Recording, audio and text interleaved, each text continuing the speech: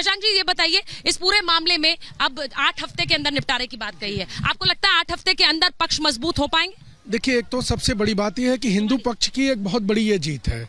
ये लोग इस मुकदमे को प्रारंभतः कह रहे थे कि यह मुकदमा प्रारंभतः शून्य है। उस पर माननीय उच्चतम न्यायालय ने कहा कि यह लोअर कोर्ट सुनेगा। इन लोगों ने सर्वे को रोक लगाने की बात की थी, वो इनफेक्चुअस हो गया क्योंकि सर्वे हो चुका था।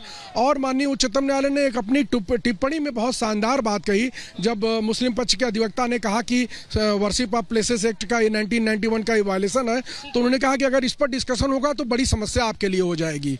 तो ये जब बातें जो सामने आई निकल करके, उनसे यह स्पष्ट हुआ कि जो हम लोग कह रहे थे, बार बार कह रहे थे कि प्लेसेस ऑफ वर्शिप एक्ट का ये वायलेशन नहीं है, क्योंकि उसके लिए जब आपको उस प्लेस का धार्मिक चरित्र निर्धारित करना होगा, और धार्मिक चरित्र निर्धारित, कोर्ट ने भी ये तो नहीं कहा कि प्लेसेस ऑफ वर्शिप एक्ट का उल्लंघन नहीं है। उन्होंने ये जरूर कहा कि अगर उस पर चर्चा होगी तो आपके लिए मुश्किल खड़ी हो जाएगी। उन्होंने ये कहा, और उन्होंने ये भी कहा कि अगर किसी भी धर्म के स्थल का चरित्र निर्धारित करना पर इस प्लेसेस ऑफ वर्शिप एक्ट के तहत न तो वायलेशन है और यह टाइटल सूट भी नहीं है। ठीक है, नुमानी जी आप बताइए, क्योंकि वो कह रहे हैं, कोर्ट ने आज सीधे सीधे जस्टिस चंद्रचूड़ ने कहा, उन्होंने कहा कि भाई अगर आप इसका निर्धारित कर रहे हैं किसी का भी धार्मिक स्वरूप, तो इसमें कोई गलत बात नहीं है। देखिए, वकील साहब पहले भी मिसगाइड किए थे, मैं फिर से बता रहा हूँ, सुप्रीम कोर्ट ने ये बिल्कुल नहीं कहा जैसा वकील साहब कह रहे हैं कि आप गाइड कर दीजिए। हाँ, जैसा वकील साहब कह रहे हैं कि वर्शिप एक्ट में आपको दिक्कत हो जाएगी।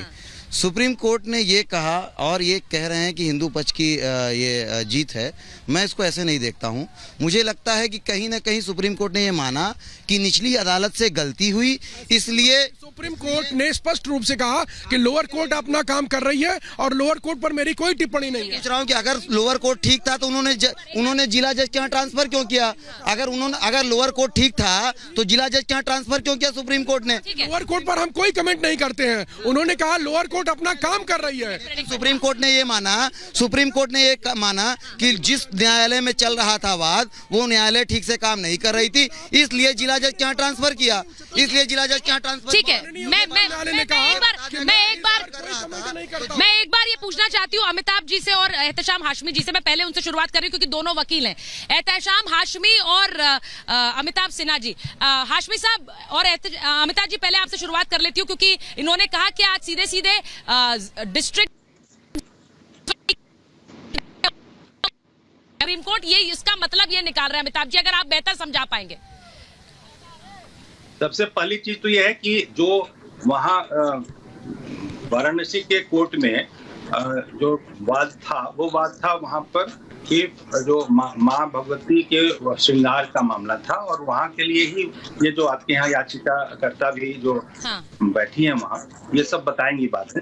उसके खिलाफ में मुस्लिम पक्ष और जो मस्जिद पक्ष है, वो गया ऑर्डर 7 रूल 11 में कि ये जो है वाद पूरी तरीके से खारिज करने लायक है, इसलिए इसको आप खारिज करिए। इस बात को वहां के जिला जज ने मना किया और उन्होंने कहा कि नहीं, सर्वे हो जाने दो, क्योंकि सर्वे से तो पता चलेगा ना कि इनको वहां पूजा करने दिया जाना चाहिए कि नहीं। इस बात को लेके खुलेआम जो मुस्लिम पक्ष और मस्जिद पक्ष है, उसने इस बात के लिए जिला जज की आलोचना की, व्यवहार न्यायालय की, और कहा कि हमारा इनके ऊपर में कोई विश्वास नहीं रहा है, ये इन्होंने गलत काम किया है, न्याय के साथ बहुत बड़ा विश्वासघात किया है, और इन्होंने सुप्रीम कोर्ट की शरण ली।